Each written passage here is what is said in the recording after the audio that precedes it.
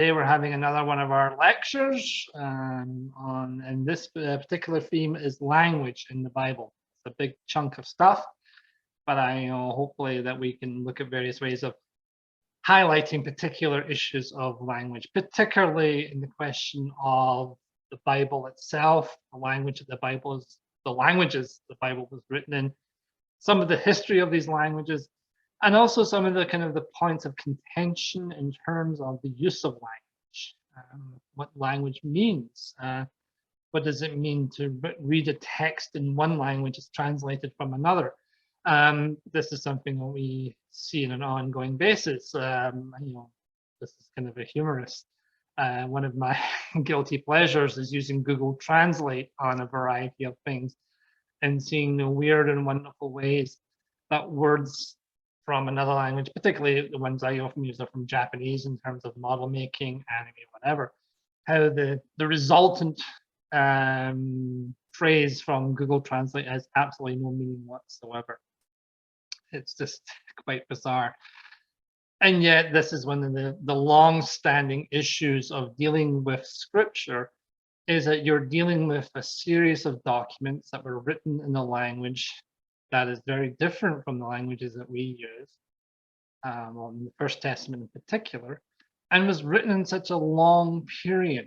The first pieces of scripture that we have probably date to about 1,000 years before the birth of Christ, that were written down, and they were poems. The last pieces of scripture that we have were written about 150 years after the birth of Christ.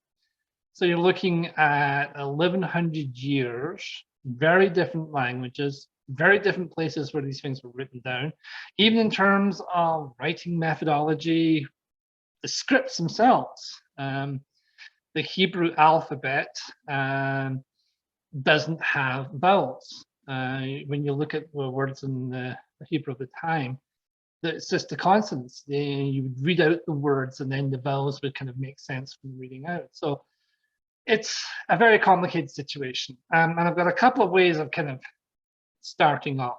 That's just the preamble. The first thing, let's start off with the Bible. And this is from Genesis chapter 11. And you'll probably recognize the story once I start reading. Now the whole world had one language and the same words. And as they migrated from the east, they came upon a plain in the land of Shinar and settled there. And they said to one another, "Come, let us make bricks and burn them thoroughly." And they had brick for stone and bitumen for mortar. Then they said, "Come, let us build ourselves a city and tower of its top in the heavens, and let us make a name for ourselves. Otherwise we shall all be scattered abroad upon the face of the whole earth." The Lord came down to see the city and the tower which mortals had built. And the Lord said, "Look, they are one people and they have all one language. And this is only the beginning of what they will do. Nothing that they propose to do will now be impossible for them. Come, let us go down and confuse their language so they'll be not understand one another's speech." So the Lord scattered them abroad from there, from the face of the earth, and they left off building the city. Therefore it was called Babel, because there the Lord confused the language of all the earth, and from there the earth scattered them abroad over the face of all the earth. So that's from the book of Genesis, and what we have there, to put it simply, is that God created the multitude of languages as a way of stopping us from thinking we were more powerful than God. So that's kind of a bit of a question of languages to kind of break us apart. Just as an aside, one of the interesting debates that happened in the kind of classical scholarship, particularly in the Greeks, was what was the first language to have been spoken? Where did all the other languages come from? Now, with our modern scholarship and techniques, we can talk about various language families and where they evolved and such things. And even then, we still have kind of questions of what were the first languages and whatever. But in those days, there's a story from the Greek historian called Herodotus, and he has this kind of, quite an interesting approach. And the story goes that the king in one of the regions of the old Persian Empire decided to have an experiment.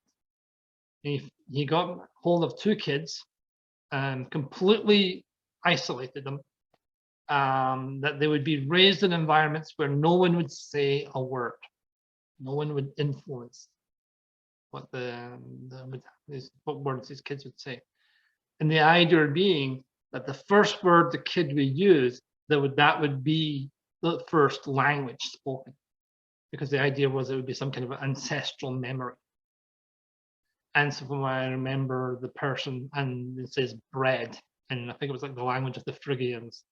And so this was kind of declared, the experiment had shown that Phrygian was the first language. Anyway, that's just a kind of the background. Another thing I wanted to do is to kind of give a glimpse of how languages themselves evolve.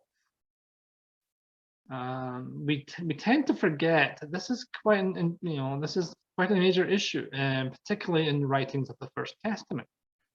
As I said, the process of writing the First Testament lasted over 1,000 years, happened in different regions scattered throughout the Mediterranean and the Middle East, different language scripts and the like.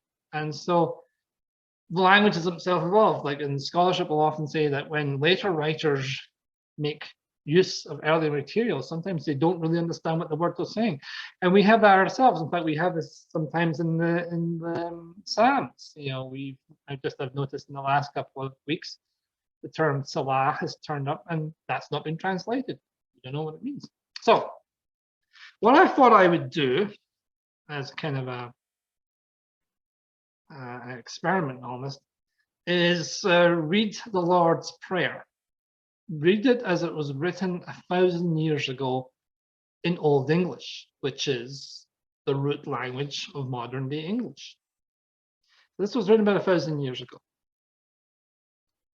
And obviously my pronunciation is not going to be great. Just the obvious fact as a Scot reading Old English is probably a little iffy in the first place. Vader, thu the hart on Hilforum. See Finamen Galgod.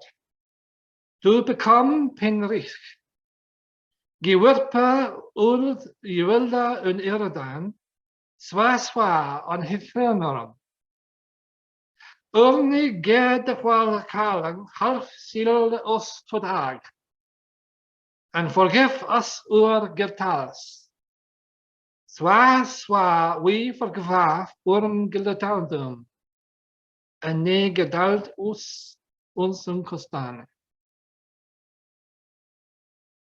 There's very little that you can recognize. There's the odd phrase, the odd word. And I'm looking, I can recognize some just by reading and whatever. But that is Old English. Now, obviously, Old English would go through a whole process of additions, with the Norman conquest in 1066. Ongoing influences from England being part of the larger medieval world, so there would be Latin additions, later on Greek and whatever. So the language evolves. So let's start off with Hebrew. Hebrew is a language emerged from what we call the Semitic family of languages in the Middle East. That's basically the kind of languages you hear in the Middle East to this day. So Arabic, for example, is part of that language family as well as Hebrew. Hebrew would have been spoken by the various Canaanite groups who had lived in that region of Canaan, probably starting from at least 5,000 years before Christ. The Hebrew clan groups that would start to emerge from the Canaanites around about 1200 BCE, before Common Era for Christ. These groups, the Bible would later refer to as the 12 tribes of Israel in the region of Canaan in the period of settlement. Now, as I've mentioned myself before, the biblical account differs significantly in critical aspects from historical and archaeological record. The historical and archaeological record shows a break in continuity.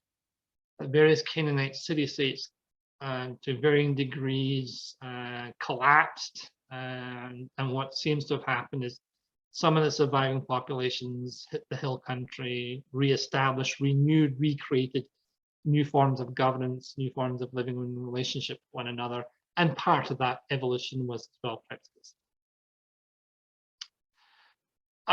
Just as a very important aside, one of these Canaanite groups that spoke a language similar to Hebrew is the Phoenicians.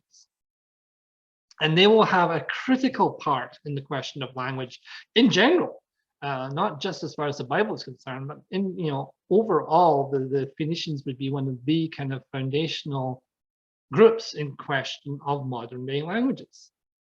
And that was because of their use of the alphabet. Now, I just want to take a few moments.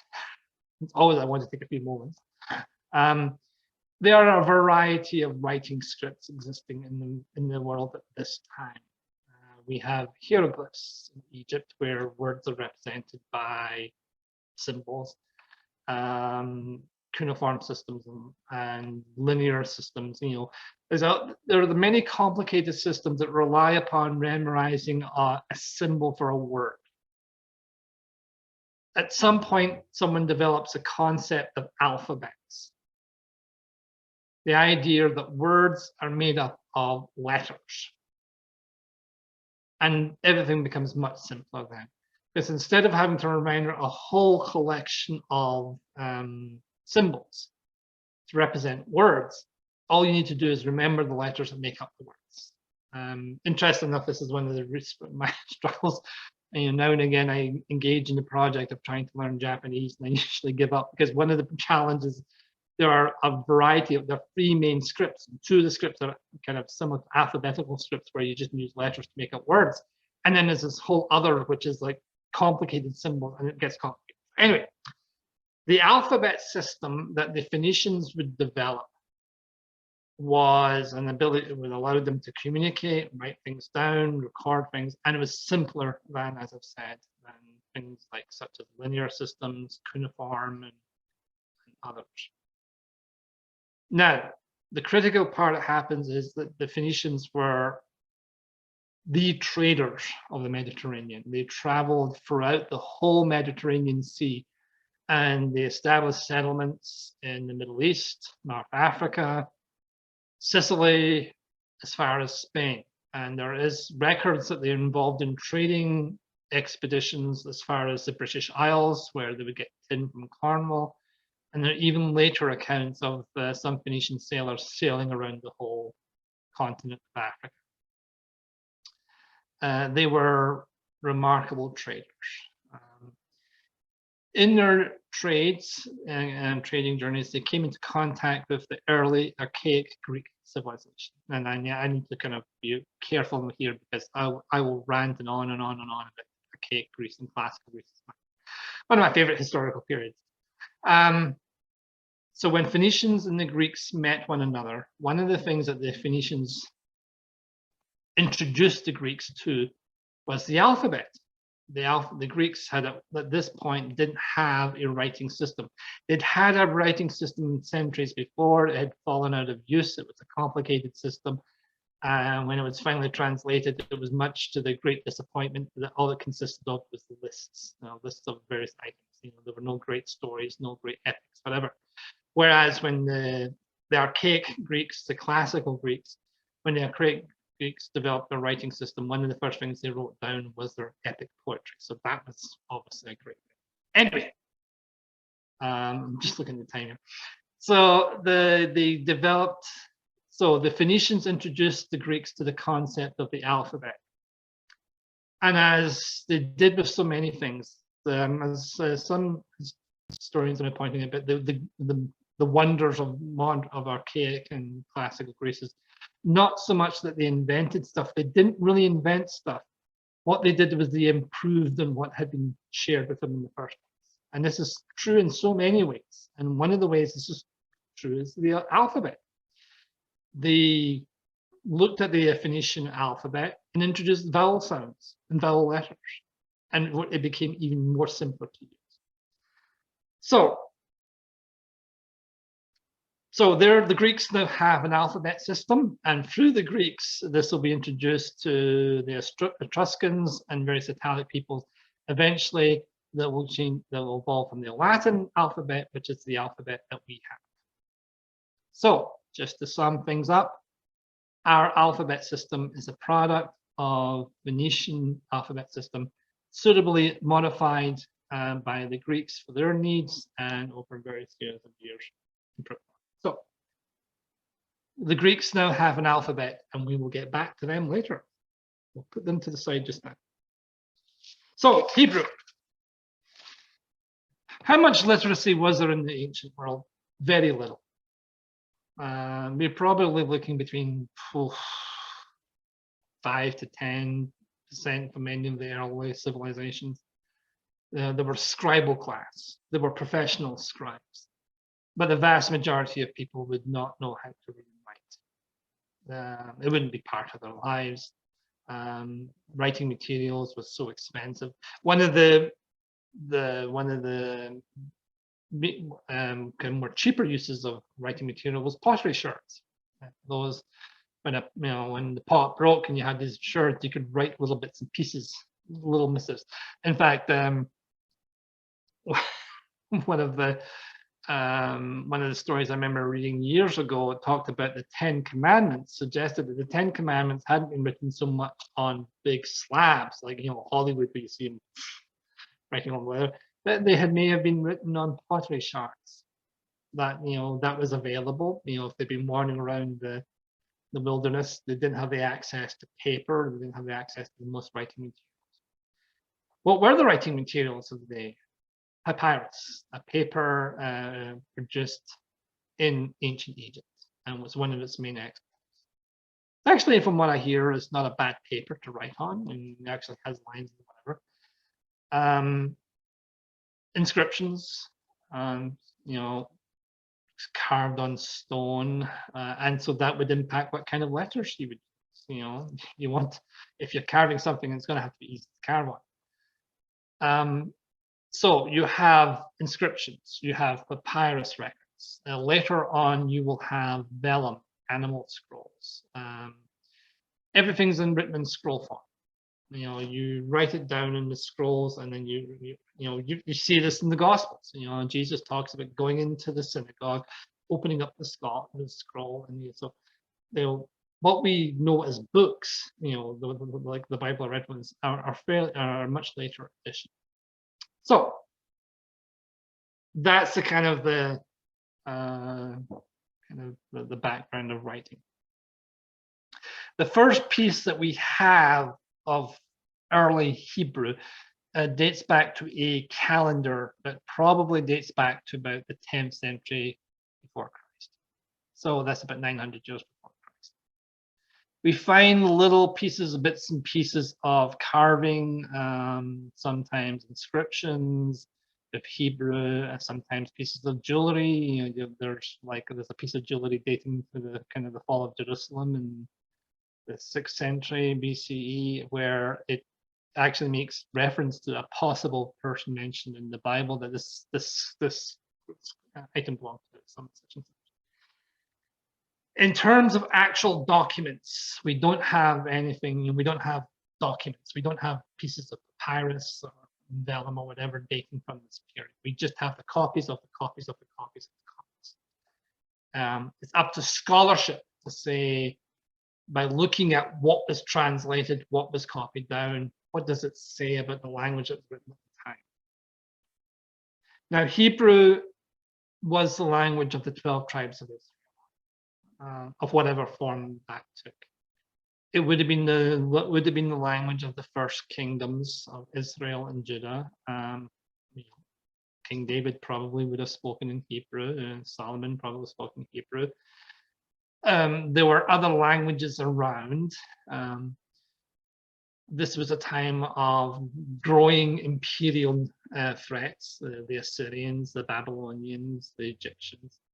And one of the things empires usually do, and we know this because after all, I am giving this lecture in English in Canada, is that empires export our languages. That when empires establish themselves, one of the first things that they do is impose languages on someone else. Empires like standardization. They like everyone to be on the same page in a variety of issues, and language is one of them. So when the empires come, because they like a common language that can be useful for diplomacy, trade, and settlements. That when they often empires will impose settlements in other parts of the empire to encourage people to toe the line, and they want their people to feel welcome. So Hebrew is the language of the independent kingdoms, but as they become more and more under the pressure of the Assyrians, the Babylonians, and then eventually the Persians, that will change. And the language that will replace Hebrew is a spoken language in this region right up to the time of Jesus and beyond is Aramaic. Now, Aramaic is another form of these Semitic languages. It becomes the language of empire. It is the language of the Assyrians. They impose their replacements and the Persians. Hebrew, on the other hand, remains as a written sacred language. It becomes the language of worship. To give a more kind of contemporary understanding, you have that with Latin. That up until the last century, Latin was the language of the Mass.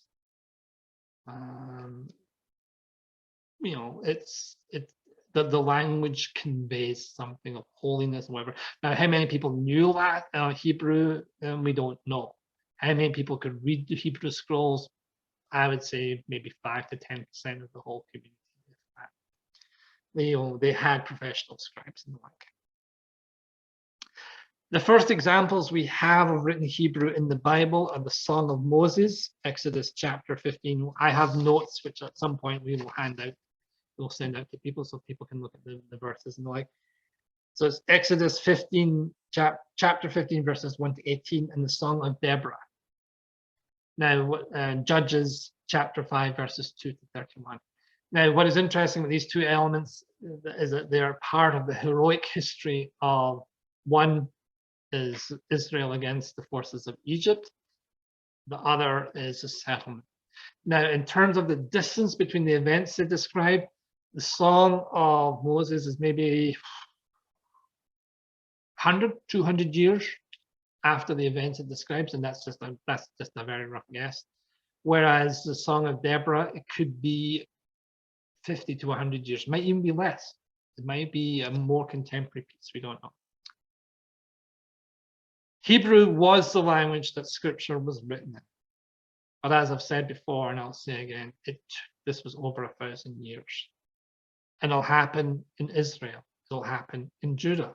It'll happen in Babylon. It'll happen in other areas of the Middle East. It'll happen in Alexandria and Egypt. There will be people who will write stuff down that they eventually will become the canon that we know, the First Testament or the Old Testament. And that canon itself does not get established until at least the 1st, 2nd century after Christ. It would happen in the courts of kings, in the temple, and places of exile.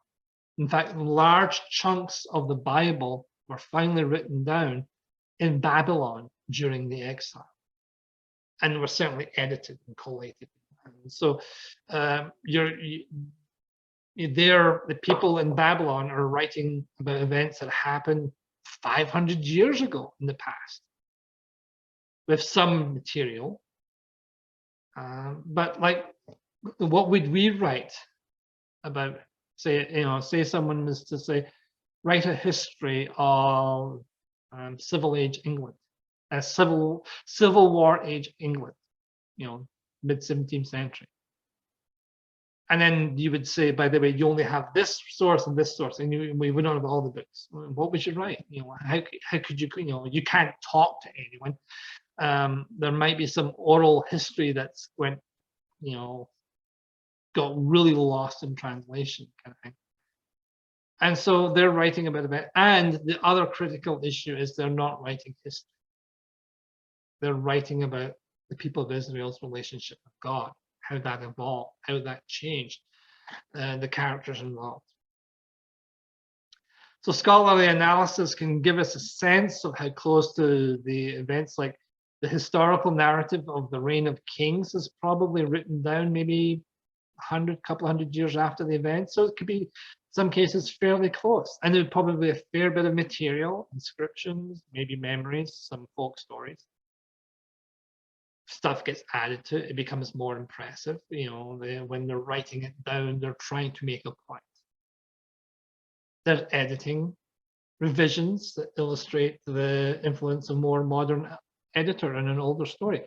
One of the kind of the more mundane examples is in the book of Genesis. Anytime you read of an account of a camel in the book of Genesis, you know, someone added in that detail later on, because the historical record is quite clear that the events of the book of Genesis happened about probably 1800 to 1200 before Christ.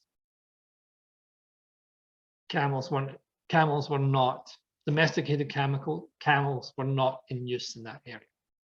There was no camels. You know, there might have been wild ones, but no one was using camels.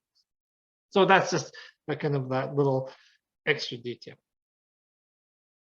And then at one point there becomes a question of translation. Now, interesting enough, I've never really heard of any question of translating from the Hebrew to the Aramaic. I get the sense that that if you're in the know, if you're one of the smart people, you know to speak Aramaic to the peasants, you know, kind of as well as whatever. But probably the expectation is you don't need to learn Aramaic. You know, the Bible doesn't need to be translated in Aramaic, because if you know Aramaic, you know Hebrew. I think that's the sense. Things go under a massive radical change in the aftermath of the conquests of Alexander the Great. I hate saying that. You know, he wasn't that great. He was, you know, certainly great at killing lots of people. Anyway, stop my little personal rant there. But one of the consequences of the expeditions of Alexander was that he opened up this whole new world to Greek civilization. And that was mainly the work of his successors. That after Alexander died when he was only 32 in Babylon, his successors fought amongst themselves to establish, and eventually it's a long, complicated story. There are books this thick of it trying to explain what happened. But they formed separate kingdoms scattered around the Middle East. And I need to stop. I need to restrain myself, because I love this period of history. The Hellenistic period is one of my favorite periods as well, and a lot of stuff happened. But to put it simply, there are various Greek kingdoms being established all over the Middle East and beyond. And I mean beyond. Like they established kingdoms in Afghanistan and Pakistan, and Iran, Iraq, Syria, Egypt. In fact, Egypt is one of the most famous ones. Egypt was ruled by the Ptolemies, and they're actually a very important part of the story. But Cleopatra was the last queen of this Greek ruling family that ruled in Egypt. They also controlled Turkey and Greece, though Greece in itself becomes a bit of a backwater and all this. So they established these kingdoms, and there are Jews living all over these kingdoms. They're scattered throughout. As you know, they had served in the Persian Empire. After the exile, many of the Jews had fled to Egypt. They had set up communities in Egypt. Many would eventually move out. You know, Alexandria was one of these many cities. Like it's safe to say that Alexander had a bit of an ego. Like he liked naming cities after himself. I think there's like 20 cities. And just because I like to show off, one of the cities that were named after him in Afghanistan, Kandahar, some people do believe was the corruption of Alexander. There you go. Anyway, but one of the great cities of the classical world and the Hellenistic world and the Roman world for that matter was the city of Alexandria in Egypt. It was established by Alexander, but it was brought to prominence by Ptolemy I, who was the first king who ruled, the first Greek king who ruled there. And one of his greatest achievements was establishing the Library of Alexandria. And if you ever want to make someone who has any interest in the classical world sad, ask them about the great Library of Alexandria and how it burned down, because we have lost so much knowledge. The plays of the Greek playwrights, all the historians, what we have left is a mere drop in the bucket for what we should have. And I'm going to stop, because once more I'm getting worked up. So you had these separate kingdoms, rivals, but they had a common culture, and that was this new form of Greek culture. And it was exciting, it was cosmopolitan, it was radical, and people were, well, the elites of these old nations were flocking to learn this new culture. One aspect of this culture was Koine Greek, a common form of Greek that evolved from the Attic Greek of Athens. This is a very critical part of the story of language. Many members of the Jewish community were enamored of this Greek way of life. And one aspect of this was they were turning away from the Bible. Not turning away from the Bible, they were turning away from Hebrew. They were beginning to lose their connection to Hebrew. And so eventually it was decided that the Bible needed, the books of the First Testament needed to be translated into Greek. Now, the story goes that Ptolemy II of Egypt wanted copies of the Bible for the Library of Alexandria. And so he commissioned 72 scholars who all worked in separate little booths, and they all worked on translating the Hebrew into Greek. And lo and behold, each copy was the exact same. No, it wasn't. That didn't happen. And translation doesn't work that way by any stretch of the imagination. We don't know what the actual story was. We do know that there probably would have been a commission from the king of Egypt. I don't think he would have bothered with 70 scholars or whatever. But the name Septuagint is the name of the Greek Bible that would be critical for the next stage, which is Christianity. The Septuagint is the Bible used by the early Christian church. It is the text that they will read, that they will reflect upon when it comes to the ministry of Jesus, the meaning of Jesus. When they root it into the scriptural world of the First Testament, it will be the Greek translation, the Septuagint, that will be the cornerstone of that work. There we go. There's the connection with the Greek and Phoenician alphabet. How the process happens, we don't know, but translation becomes a critical issue. And my favorite, and I think to me one of the most obvious examples of the translation issue is the doctrine of the virgin birth of Jesus Christ. Its roots are quite simple. There's a passage in the verse on the book of Isaiah, chapter 7, verse 14. This was the, whereas and a virgin shall give birth. That was the Greek version. That was the Septuagint version.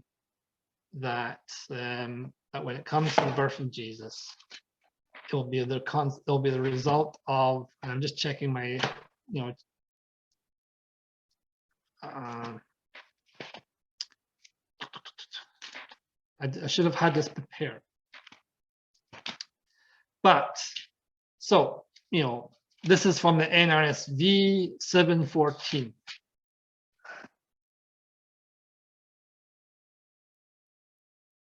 Therefore, the Lord himself will give you a sign. Look, the young woman is with child and shall bear a son and shall name him Emmanuel. This was the foundational verse for the whole concept of the virgin birth.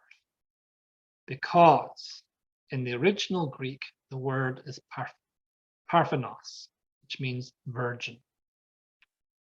In the original Hebrew, the word was alma, meaning a young woman of childbearing age, not a virgin. So here we have a clear indication of the importance of translation. A Hebrew word meaning young woman of childbearing age, in a Greek translation becomes virgin, and this becomes the whole foundation of the virgin birth doctrine used by Matthew and Luke. Now, what we do with that, that's in many ways that's your call.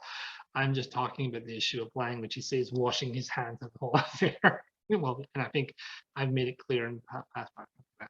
So, language in the Second Testament. Though the events take place in the Roman Empire, despite what popular history would tell you, not everyone was speaking Latin. In fact, very few people in this region spoke Latin. There was no need to speak Latin. In the eastern part of the Roman Empire, the predominant language was Koine Greek. It is the language of day-to-day living in the cities. That's the language you would hear. The language of culture, the language of most levels of governance. Most of officials you would come into contact with will speak to you in Greek and expect you to speak back to them in Greek. If you don't speak in Greek, don't bother. There's a bit of a side that's one of the kind of things you discover when you read some of the records in Ptolemy Egypt, that the locals are being treated very shabbily because they don't speak Greek, even though they're speaking their own language. They're speaking their own language and they're in Egypt, and yet are ignored because they don't speak Greek. It's the language of trade. The Romans, the few Romans who lived in the region, they would probably speak Greek themselves. It was for educated Romans, it was a sign of education, of civilization. You were expected to learn, Greek. Greek was the language of culture, and if the Romans wanted to be seen as a cultured, civilized people, they would speak Greek. So everyone spoke Greek who mattered. There's a horrible phrase for you. In the rural parts of the empire in this region, farmers, laborers, and the enslaved people, they would speak their own various dialects.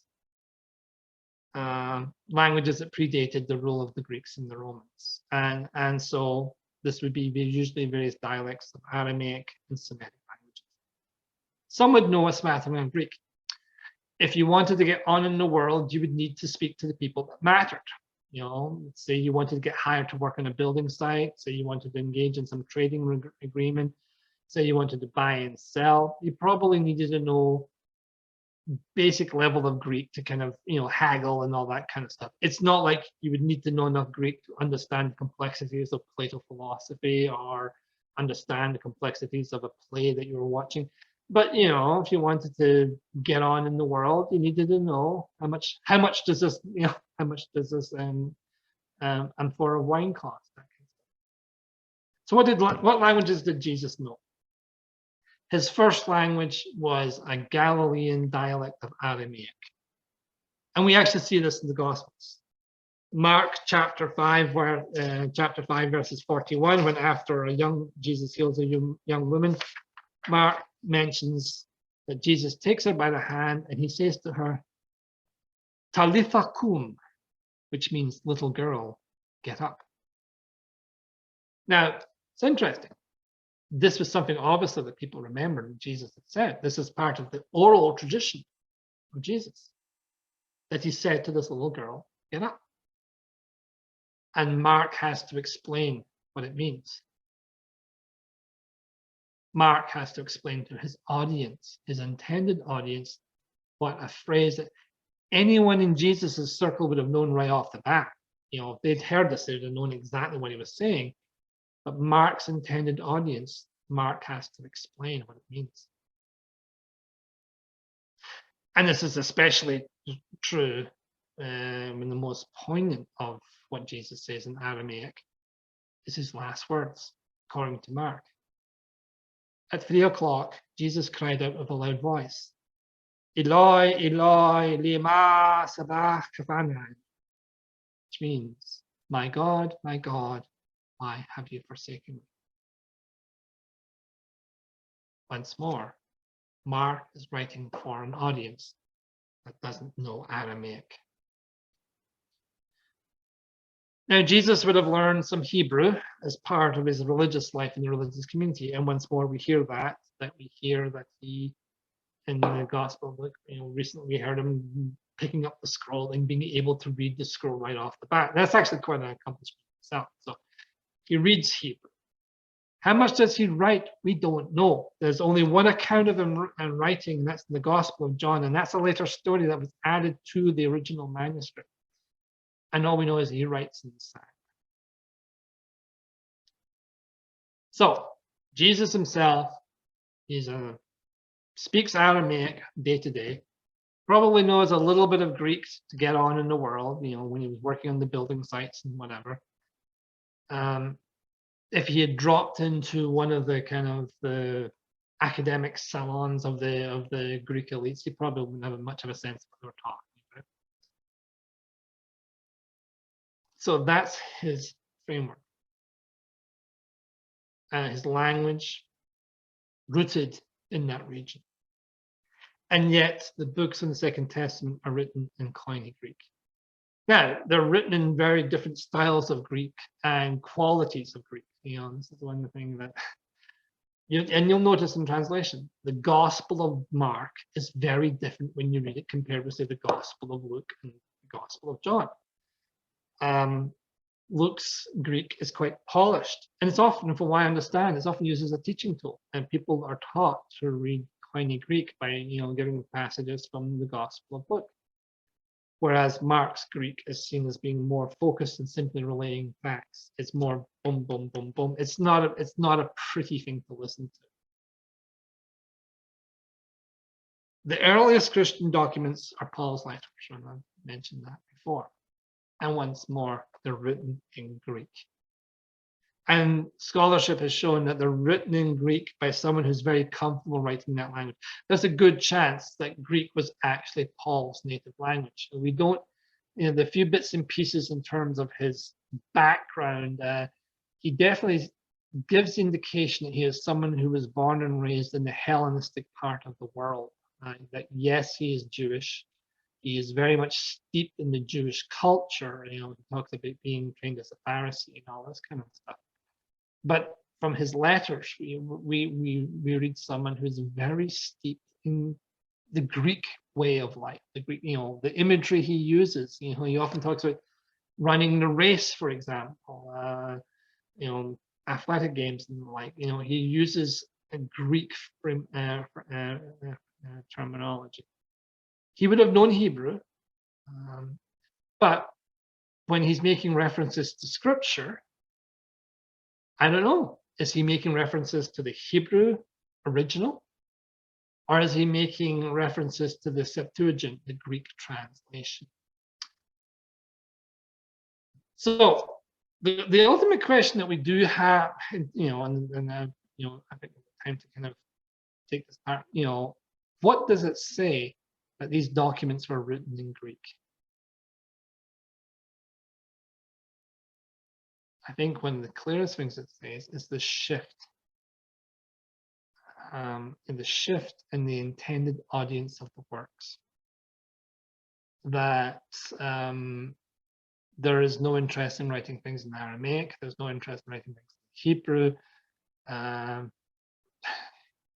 The letter to the Hebrews was written in Greek, and so and because Greek has become so permeated in the urban way of life, and this is something that needs to be stressed. A reminder that Christianity emerged as an urban religion.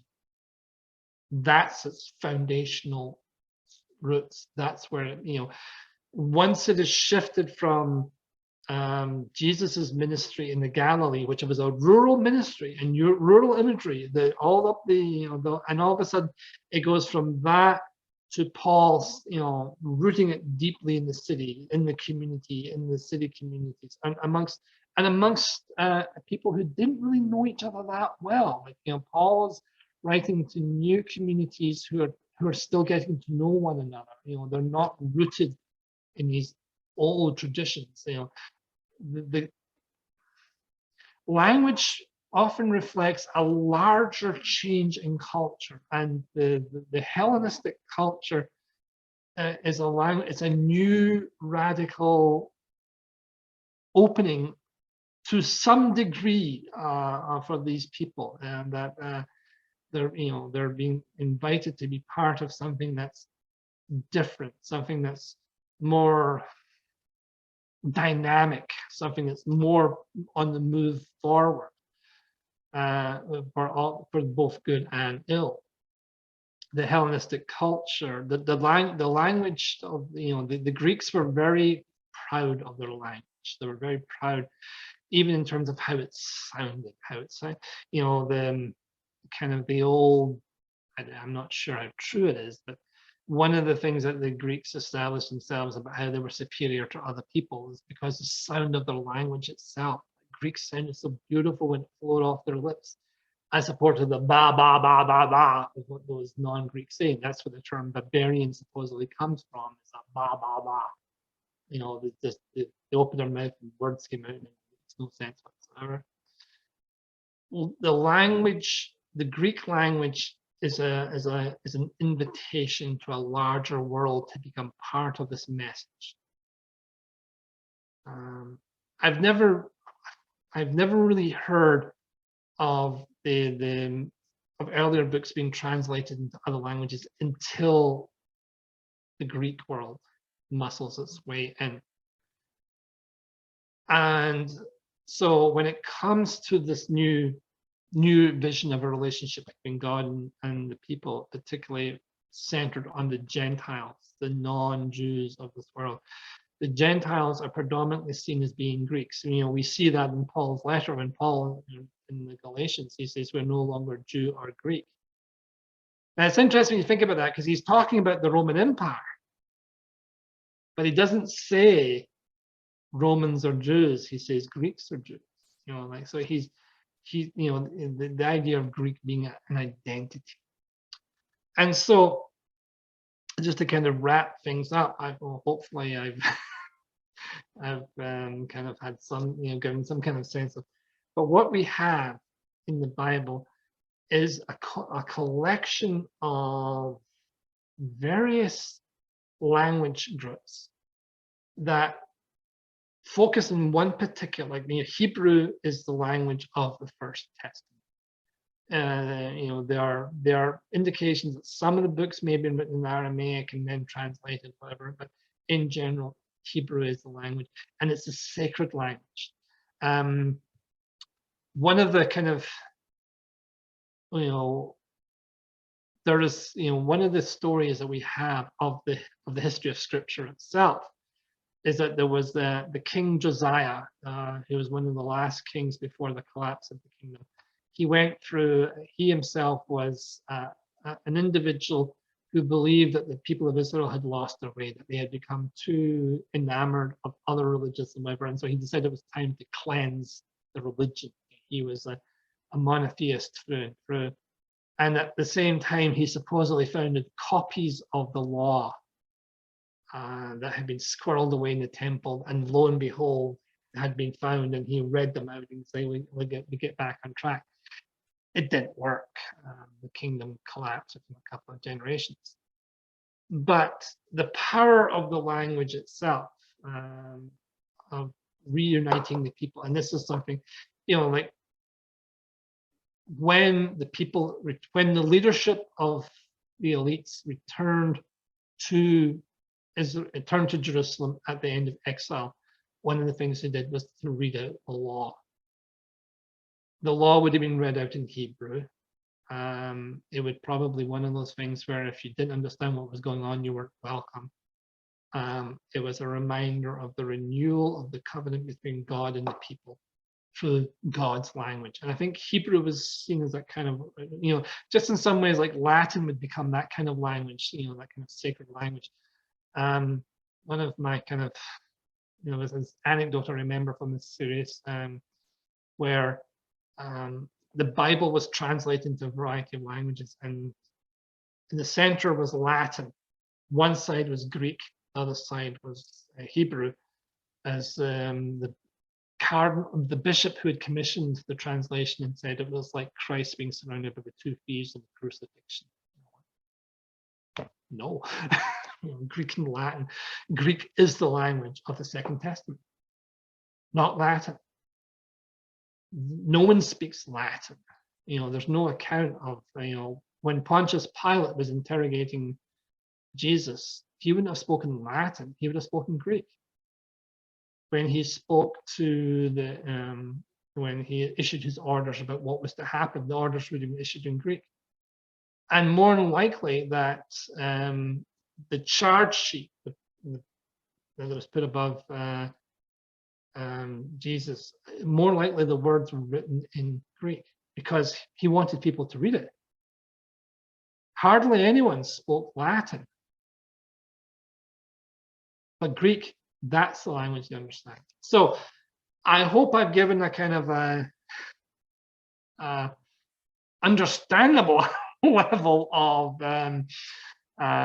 question of language, the language that people spoke, the language that people wrote in, the kind of the issues of translation, the issues of understanding, and also the issues of relationship. What does it mean to use particular languages? What does it mean when one dominating power comes in and says, you will no longer speak your native language, you will now speak our language.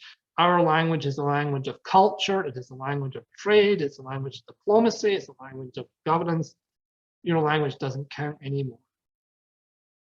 This is the world that Jesus operated in, that he and the peasants amongst themselves could speak Aramaic.